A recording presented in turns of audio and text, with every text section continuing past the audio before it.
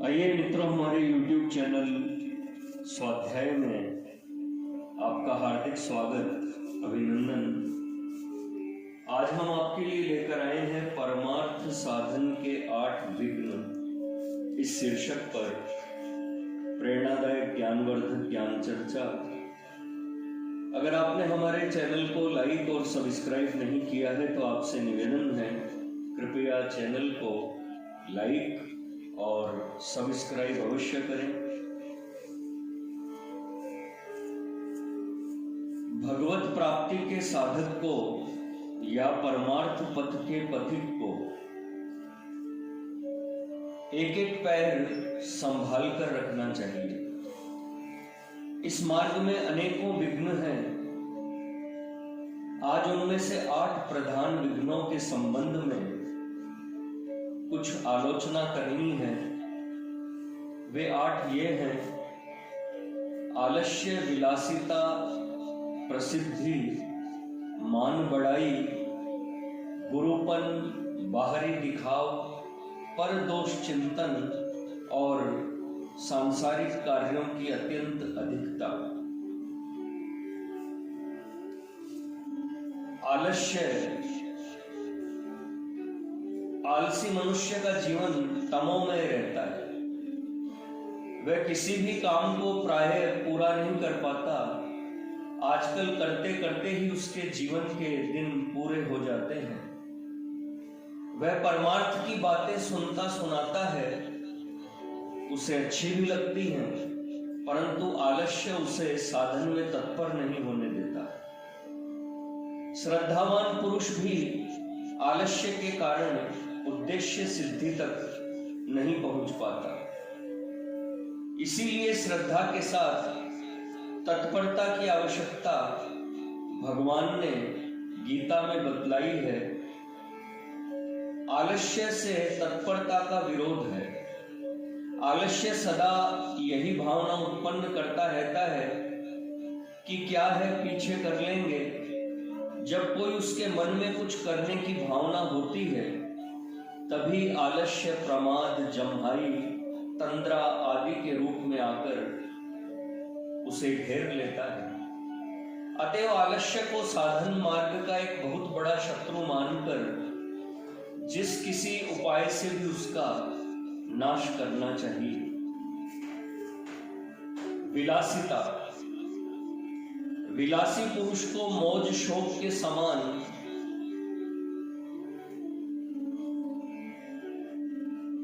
मौज शौक के सामान जुटाने में ही फुर्सत नहीं मिलती।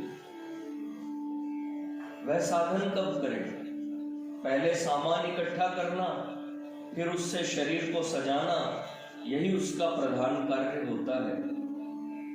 कभी साधु महात्मा का संग करता है तो उसकी क्षण भर की यह इच्छा होती है कि मैं भी भजन करूं, परंतु विलासिता उसको ऐसा करने नहीं देती। भांति भांति के नए नए फैशन के सामान संग्रह करना और उनका मूल्य चुकाने के लिए अन्याय और असत्य की परवाह न करते हुए धन कमाने के काम में लगे रहना, इन्हीं में उसका जीवन बीतता है। शौकीन मनुष्य के धन का अभाव तो प्राय बना ही रहता है, क्योंकि वह आवश्यक अनावश्यक का ध्यान छोड़कर जहां कहीं भी कोई शौक की बढ़िया चीज देखता है, उसी को खरीद लेता है या खरीदना चाहता है। न रुपयों की परवाह करता है और न अन्य किसी प्रकार का परिणाम सोचता है। सुंदर मकान, बढ़िया बढ़िया बहुमूल्य महीन वस्त्र, सुंदर भोजन, इत्र गुलेल, कंघे, दर्पण, जूते, घड़ी, छड़ी, पाउडर आदि की तो बात ही क्या है। खाने, पहनने, बिछाने, बैठने, चलने फिरने, सूंघने, देखने और सुनने सुनाने आदि सभी प्रकार के सामान उसे बढ़िया से बढ़िया और सुंदर से सुंदर चाहिए। वह रात दिन इन्हीं की चिंता में लगा रहता है। वैराग्य तो उसके पास भी नहीं फटकने पाता। वह कभी कभी भगवान से प्रार्थना करता है कि हे भगवान, मेरे मन में आपके प्राप्त करने की इच्छा है, परंतु मेरे शौक के सामान सदा बने रहें, मुझे नए नए विलास द्रव्यों की प्राप्ति होती रहे और मैं इसी प्रकार विलासिता में डूबा हुआ ही आपको भी पालूं। कहना नहीं होगा कि यह प्रार्थना भी उसके क्षण भर के लिए ही होती है। ऐसे लोगों को करोड़पति से कंगाल होते देखा जाता है और अर्थ कष्ट के साथ ही आदत से प्रतिकूल स्थिति में रहने को बाध्य होने का एक महान कष्ट उन्हें विशेष रूप से भोगना पड़ता है। जो मनुष्य भगवत प्राप्ति तो चाहता है परंतु वैराग्य नहीं चाहता और सदा जीवन बिताने में संकोच का अनुभव करता है, यह भगवत प्राप्ति के मार्ग पर अग्रसर नहीं हो सकता। अतः विलासिता के भाव तो मन में आते ही उसे तुरंत निकाल देना चाहिए। यह भाव तरह तरह की युक्तियां पेश करके पहले पहले कर्तव्य समझाकर आश्रय प्राप्त कर लेता है, फिर बढ़कर मनुष्य को तबाह कर डालता है। अतएव इससे विशेष सावधान रहना चाहिए। विलासी पुरुषों का संग करना या उनके आसपास रहना भी विलासिता में फंसाने वाला है। इसलिए विलासिता को परम शत्रु समझ इसका सर्वथा नाश करके सभी बातों में सादगी का आचरण करना चाहिए। विलासिता में अनेक हानियां हैं, परंतु निम्नलिखित 10 हानियां तो होती ही हैं। इस बात को याद रखना चाहिए। धन का नाश, आरोग्यता का नाश, आयु का नाश, सादगी के सुख का नाश, देश के स्वार्थ का नाश, धर्म का नाश, सत्य का नाश, वैराग्य का नाश, भक्ति का नाश, ज्ञान का नाश। प्रसिद्धि संसार में ख्याति साधन मार्ग का एक बड़ा विघ्न है। इसी से संतों ने भगवत प्रेम को वैसे ही गुप्त रखने की आज्ञा दी है जैसे भले घर की स्त्री जार के अनुराग को छिपाकर रखती है। साधक की प्रसिद्धि होते ही चारों ओर से लोग उसे घेर लेते हैं। साधन के लिए उसे समय मिलना कठिन हो जाता है। उसका अधिक समय सैकड़ों हजारों आदमियों से बातचीत करने और पत्र व्यवहार में बीतने लगता है। जीवन का अंतर्मुखी वृत्ति बहिर्मुखी बनने लगती है। होते होते उसका जीवन सर्वथा बहिर्मुख हो जाता है। वह बाहर के कामों में ही लग जाता है और क्रमशः गिरने लगता है। परंतु प्रसिद्धि में प्रिय भाव उत्पन्न हो जाने के कारण उसे वह सदा बढ़ाना चाहता है और यूं दिनों दिन अधिकाधिक लोगों से परिचय प्राप्त कर लेता है। फिर उसका असली साधक का स्वरूप तो रहता नहीं, परंतु प्रसिद्धि कायम रखने के लिए वह दंभ आरंभ कर देता है और वैसे ही रात दिन जलता और नए नए ढोंग रचा करता है। जैसे निर्धन मनुष्य धनी कहने पर अपने उस झूठे दिखाऊ धनीपन को कायम रखने के लिए अंदर ही अंदर जलता और जाल रचता रहता है, उसका जीवन कपट, दुख और संताप का घर बन जाता है।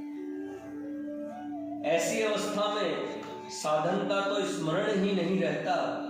अतएव इस अवस्था की प्राप्ति न हो, इससे पहले ही बढ़ती हुई प्रसिद्धि को रोकने की चेष्टा करनी चाहिए। यह बात याद रखनी चाहिए, जिनकी प्रसिद्धि नहीं हुई और भजन होता है वे पूरे भाग्यवान हैं। जितनी प्रसिद्धि है उससे ज्यादा भजन होता है तो भी अधिक डर नहीं है। जितना भजन होता है उतनी ही प्रसिद्धि है तो गिरने का भय है। जितना भजन होता है उससे कहीं ज्यादा प्रसिद्धि हुई तो वह गिरने लगा, और जहां कोई बिना भजन के ही भजनानंदी कहलाता वहां तो उसका पतन हो ही चुका। मान बढ़ाई। ये बड़ी मीठी छुरी है, या विषय भरा सोने का घड़ा है। विष भरा सोने का घड़ा है, देखने में बहुत ही मनोहर लगता है, परंतु साधन जीवन को नष्ट करते इसे देर नहीं लगती। संसार के बहुत बड़े बड़े पुरुषों के बहुत बड़े बड़े कार्य मान बढ़ाई के मोल पर बिक जाते हैं। असली फल उत्पन्न करने के पहले ही वे सब मान बढ़ाई के प्रवाह में बह जाते हैं। मान की अपेक्षा भी बढ़ाई अधिक प्रिय मालूम होती है। बढ़ाई पाने के लिए मनुष्य मान का त्याग कर देता है। लोग प्रशंसा करें इसके लिए मान छोड़कर सबसे नीचे बैठते और मान पत्र आदि का त्याग करते लोग देखे जाते हैं। बढ़ाई मीठी लगी कि साधन पथ से पतन हुआ, आगे चलकर तो उसके सभी काम बढ़ाई के लिए ही होते हैं। जब तक साधन से बढ़ाई होती है तब तक वह साधक का भेष रखता है। जहां किसी कारण से परमार्थ साधन में रहने वाले मनुष्यों की निंदा होने लगती है, वहीं वह उसे छोड़कर जिस कार्य में बढ़ाई होती है उसी में लग जाता है, क्योंकि अब उसे बढ़ाई से ही काम है, भगवान से नहीं। अतएव मान बढ़ाई की इच्छा का सर्वथा त्याग करना चाहिए, परंतु सावधान, ये वासना बहुत ही छिपी रह जाती है। सहज में इसके अस्तित्व का पता नहीं लगता। मालूम होता है हम बढ़ाई के लिए काम नहीं कर रहे हैं, परंतु यदि निंदा जरा भी अप्रिय लगती है और बढ़ाई सुनते ही मन में संतोष सा प्रतीत होता है, या आनंद की एक लहर सी उठकर होठों पर हंसी की रेखा सी चमका देती है, तो समझना चाहिए कि बढ़ाई की इच्छा अवश्य मन में है।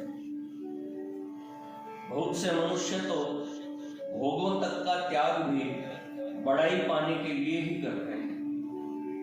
यद्यपि न करने वालों की अपेक्षा बढ़ाई के लिए किया जाने वाला त्याग या धार्मिक सत्कार्य बहुत ही उत्तम है, परंतु परमार्थ दृष्टि से मान बढ़ाई की इच्छा अत्यंत है और निंदनीय होने के साथ ही साधन से गिराने वाली है।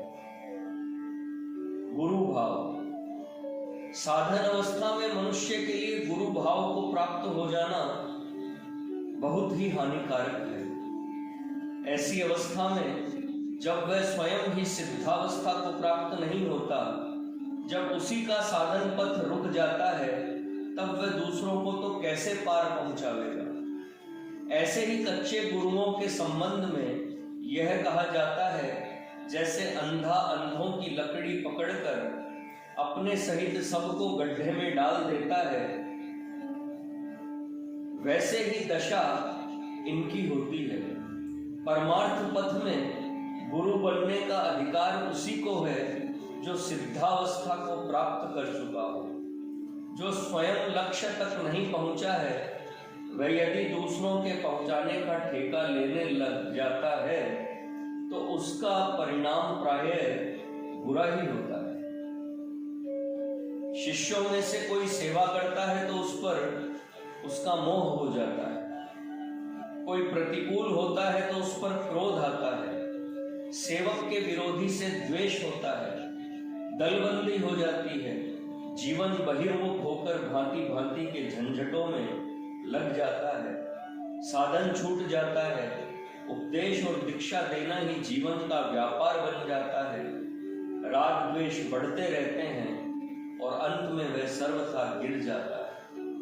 साधन पथ में दूसरों को साथी बनाना, पिछड़े हुओं को साथ लेना, मित्र भाव से परस्पर सहायता करना, भूले हुओं को मार्ग बताना, साथ में प्रकाश या भोजन हो तो दूसरों को भी उससे लाभ उठाने देना, मार्ग के बीमारों की सेवा करना, अशक्तों को शक्ति भर साहस, शक्ति और धैर्य प्रदान करना तो साधक का परम कर्तव्य है।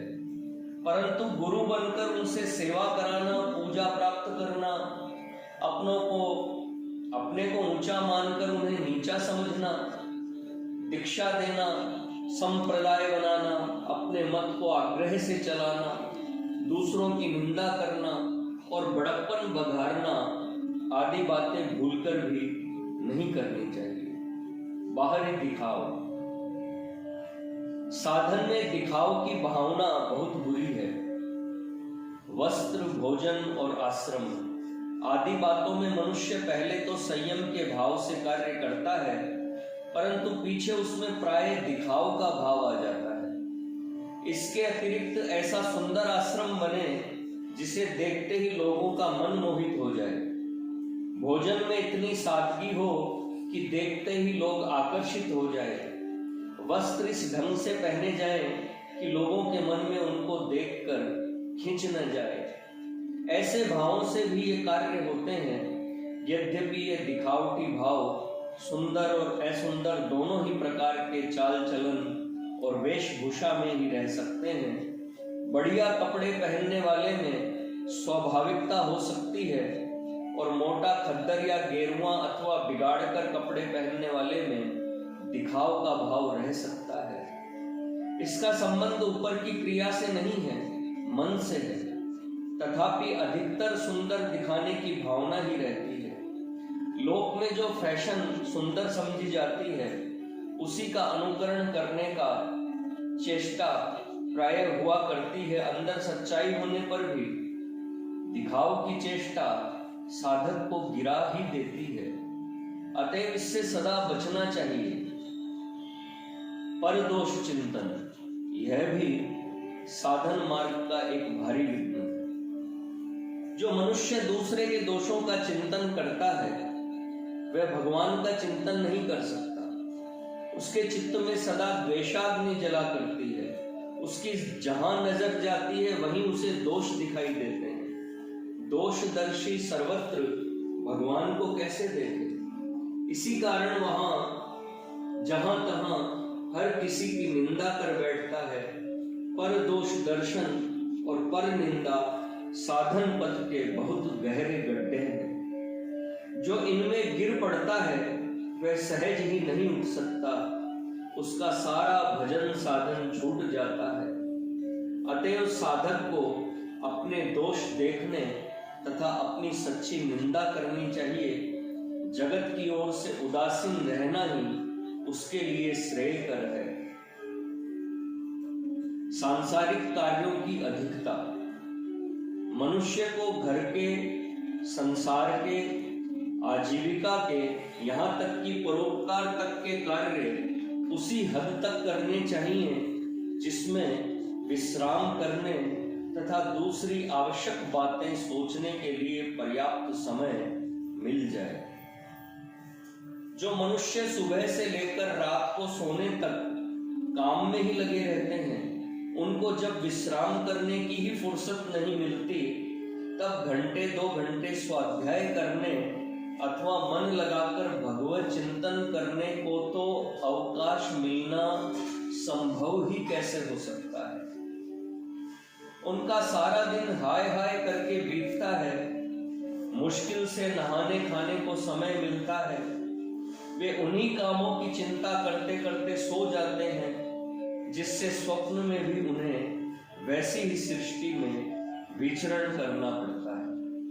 असल में तो सांसारिक पदार्थों के अधिक संग्रह करने की इच्छा ही दूषित है।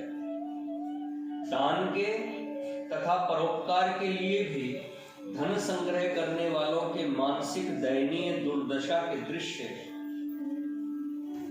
प्रत्यक्ष देखे जाते हैं। फिर भोगों के लिए अर्थ संचय करने वालों के दुख भोगने में तो आश्चर्य ही क्या है।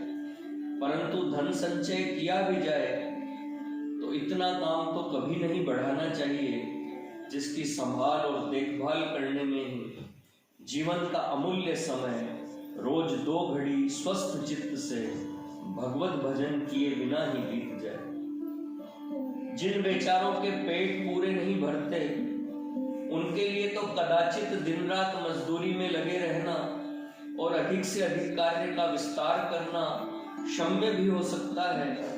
परंतु जो सीधे या प्रकारांतर से धन की प्राप्ति के लिए ही कार्यों को बढ़ाते हैं वे तो मेरी तुच्छ बुद्धि में भूल ही करते हैं।